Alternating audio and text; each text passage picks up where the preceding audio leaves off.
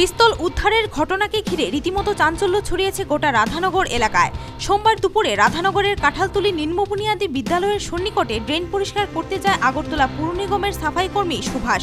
Drain থেকে আবর্জনা তোলার সময় আবর্জনার সাথে উঠে আসে একটি দেশি পিস্তল। কাম করতেছেন? আমি 9:30 থেকে। কি পাওয়া গেছে? একটা পিস্তল পাওয়া গেছে। হ্যাঁ, জাবলার একটা পিস্তল পাওয়া গেছে। মানে পিস্তল পাওয়া গেছে কোনখানে?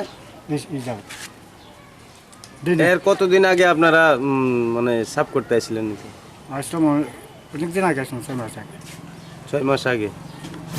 পিস্তল থেকে সুভাষ প্রথমে চিনতেই পারেনি এটি আসল নাকি বাচ্চাদের খেলনা কোনো পিস্তল। আশেপাশের 2-1 জনকে ডেকে পিস্তলটি দেখায় সে। তখন আশেপাশের লোকজনদের মনে সন্দেহ জাগে। জাবলা লোকে টান দিচ্ছে খাটা দিয়া। আপনার এই সময় কি অনুভূতি হয়েছে? এটা কি পিস্তল হইতে পারে না? মানে দেখাইছি, তাদের কাছে কইছে তো পিস্তল। পিস্তল ছোট বাচ্চারা তো খেলনার জিনিস হইতে পারে, এমন বন্দুক না কইছে কেমন না খেলনার না।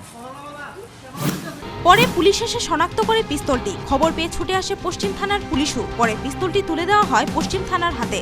এদিকে পিস্তল পাওয়া মাত্রই তদন্ত শুরু করেছে পুলিশ। প্রসঙ্গত, শারদ উৎসবের পরপরই প্রায় ডজন খানেক হত্যাকাণ্ড সংঘটিত হয়েছে শহরে।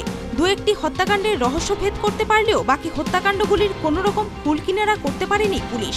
এমতাবস্থায় ওই সমস্ত হত্যাকাণ্ডের পিছনে এই পিস্তলটির ব্যবহার হয়েছিল কিনা এই বিষয়টাও উড়িয়ে দিচ্ছে না বিশ্লেষক মহল। কাজেই দাবি উঠেছে সুষ্ঠু তদন্তের। Bureau report, news vanguard.